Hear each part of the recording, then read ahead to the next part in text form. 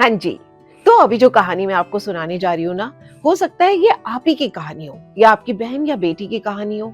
तो इसे ज़रा ध्यान से सुने, एंड तक सुने, क्वाइट पॉसिबल ये आपके आपके अपनों की लाइफ में बहुत सारी खुशियाँ ला सकती है।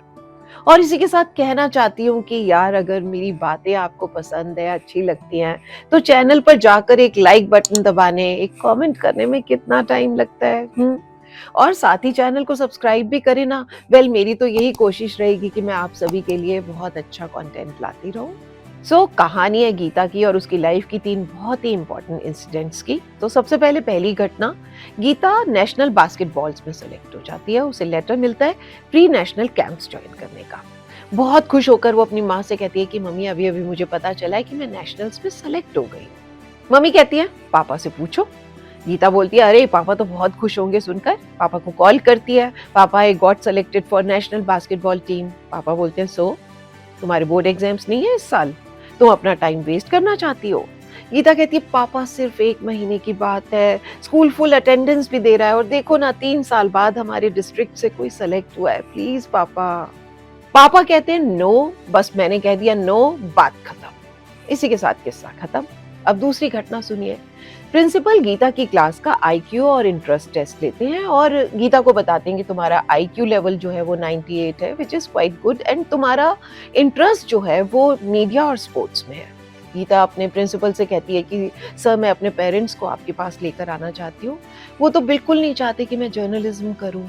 अब अगले दिन प्रिंसिपल गीता की माँ से कहते हैं कि आपकी बेटी तो बहुत ही ब्राइट है, आगे से कॉलेज में जाना है और इसका जर्नलिज्म में ज़बरदस्त इंटरेस्ट है, ना जाने कितनी डिबेट्स और ग्रुप डिस्कशन कॉम्पिटिशन से जीत चुकी है, तो इसे जर्नलिज्म में जाने दें। माँ कहती है कि no, she will become a doctor, हमारा अपना फैमिली क्लिनिक है और इसके लिए यही अच्छा रहेगा। प्रिंसिपल कहते हैं कि अरे ये बायोलॉजी में इतनी अच्छी नहीं है, तो आप क्यों इस पर इतना प्रेशर डाल रही हैं।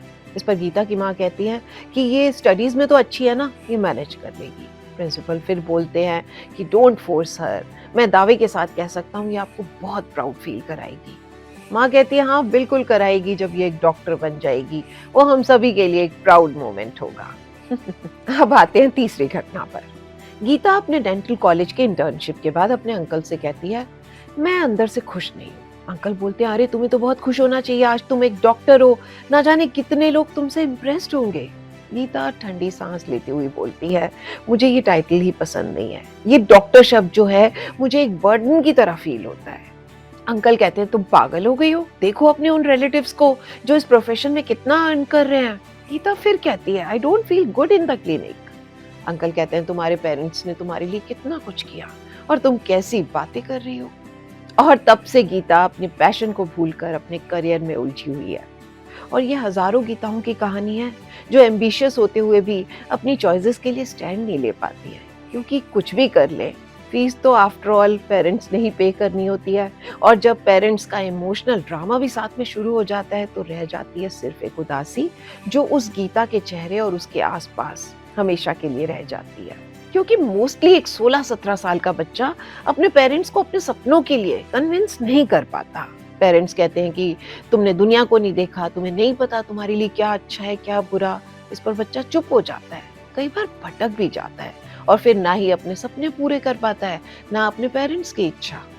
अभी हाल ही में ना the great Indian Kapil show में आमिर खान ने बताया कि कैसे फिल्मी परिवार से होते हुए भी उनके पिता और चाचा नहीं चाहते थे कि आमिर खान फिल्मों में आए, क्योंकि उन्हें लगता था कि इस इंडस्ट्री में स्टेबिलिटी नहीं है। लेकिन आमिर खान एक्टर बनना चाहते थे, लेकिन अपने फादर से इस बारे में कुछ बोलने से डरते थे।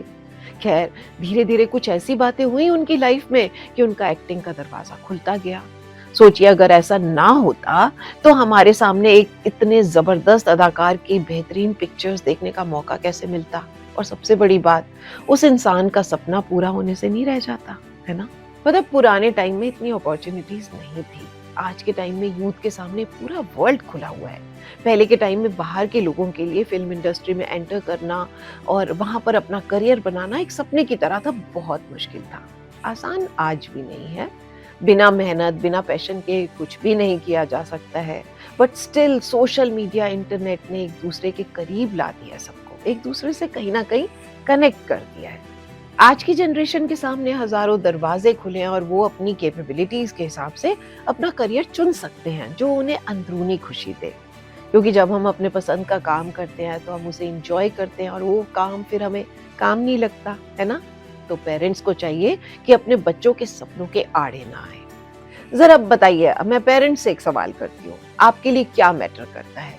आपके बच्चों के आंसू, दर्द या खुशी? बताइए।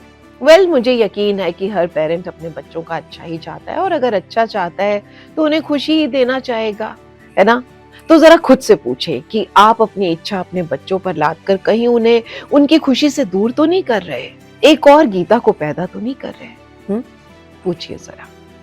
सो आज के लिए बस इतना ही। आई होप मेरी ये वीडियो यूथ के काम आ सके, पेरेंट्स के काम आ सके। तो बस अब चलती हूँ, फिर मिलती हूँ नेक्स्ट वीडियो में कुछ और दिल की बातों के साथ। Till then, take very good care of yourself. Bye bye, love you all.